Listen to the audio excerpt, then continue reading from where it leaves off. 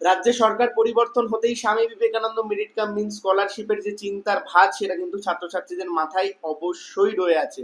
Swami Vivekananda merit cum means scholarship কবে পাওয়া যাবে, যাদের হোল্ড হয়ে রয়েছে বা যারা 2025 সালে আবেদন করেছিল, যাদের এখনো অ্যাপ্রুভ হয়নি বা যাদের অ্যাপ্রুভ হয়েছে, অর্থাৎ স্কলারশিপের টাকা কবে ঢুকবে, এই নিয়ে আমি প্রিভিয়াস ভিডিওতে বলেছিলাম। স্কলারশিপ কিন্তু রাজ্য সরকার চালায় এবং রাজ্য সরকারের ফান্ড থেকে কিন্তু এই স্কলারশিপের টাকা ঢোকে। সেই ক্ষেত্রে চিন্তার কোনো কারণ নেই, তোমাদের একটু লেট হতে পারে কিন্তু স্কলারশিপের টাকা তোমরা সবাই পাবে।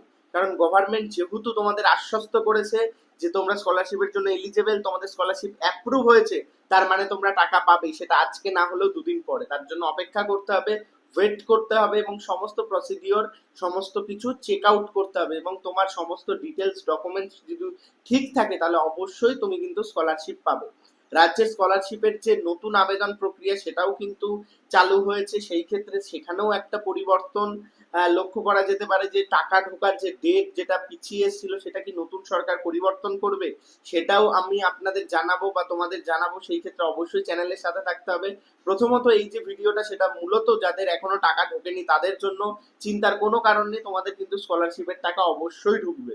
এছাড়া তোমাদের যদি খুব লেট হয়ে থাকে একবার বিকাশ ভবন গিয়ে চেক আউট করে আসতে পারো, বা নিজের কোনো ভুল বা ইস্যু রিলেটেড প্রবলেমে থাকলে সেখানে গিয়ে তোমরা কিন্তু সেই প্রবলেম সলভ আউট করে আসতে পারো স্বামী বিবেকানন্দ স্কলারশিপ রিলেটেড। আর কোনো রকম কোয়ারি বা কোনো রকম টপিকে স্বামী বিবেকানন্দর ভিডিও চাইলে অবশ্যই কমেন্ট করো, আমি তোমাদের Swami Vivekananda scholarship related video নিয়ে আসবো।